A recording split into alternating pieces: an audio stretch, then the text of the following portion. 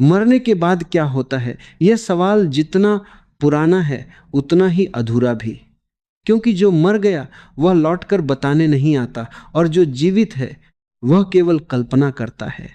99% लोग इसी कल्पना में जीते हैं। किसी ने स्वर्ग गढ़ लिया, किसी ने नरक, किसी ने पुनर्जन्म की कहानी बना ली, लेकिन सच इन कहानियों से कहीं ज्यादा शांत, कहीं ज्यादा गहरा है। मृत्यु अंत नहीं है, बल्कि एक विराम है। जैसे तुम हर रात सोते हो, नींद में तुम कहीं खो जाते हो। तुम्हारा नाम, तुम्हारी पहचान, तुम्हारी चिंताएं सब गायब हो जाती हैं और फिर सुबह तुम लौट आते हो। मृत्यु भी कुछ वैसी ही है, बस फर्क इतना है कि इसमें सुबह कब आएगी यह निश्चित नहीं। जिसे तुम मैं कहते हो वह शरीर नहीं है। शरीर तो मिट्टी से बना है और मिट्टी में ही मिल जाएगा। असली रहस्य उस चेतना का है जो शरीर के भीतर जल रही है। जब मृत्यु आती है तो यह चेतना शरीर का घर छोड़ देती है।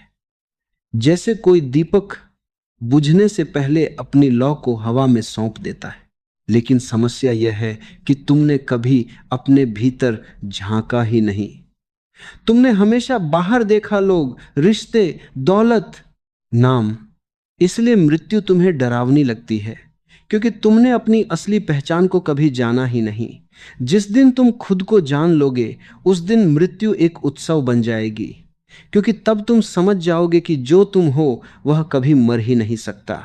99% लोग इसलिए नहीं जानते कि मरने के बाद क्या होता है, क्योंकि उन्होंने जीते जी ये नहीं जाना कि वे कौन हैं।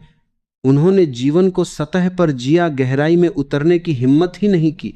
और जो गहराई में उतरता है उसे मृत्यु का रहस्य यहीं इसी जीवन में खुलने लगता है। मृत्यु कोई दुश्मन नहीं है, वह जीवन की सबसे बड़ी गुरु है। वह हर पल तुम्हें याद दिलाती है कि समय सीमित है, कि जो भी करना है अभी करना है, कि जो भी समझना है अभी समझना है। लेकिन तुम उसे टालते रहते हो, नजरअंदाज करते रहते हो, और फिर अचानक एक दिन वह सामने खड़ी हो जाती है। सच यह है, मृत्यु के बाद क्या होगा यह जानने से ज्यादा जरूरी है यह जानना कि अभी क्या हो रहा है।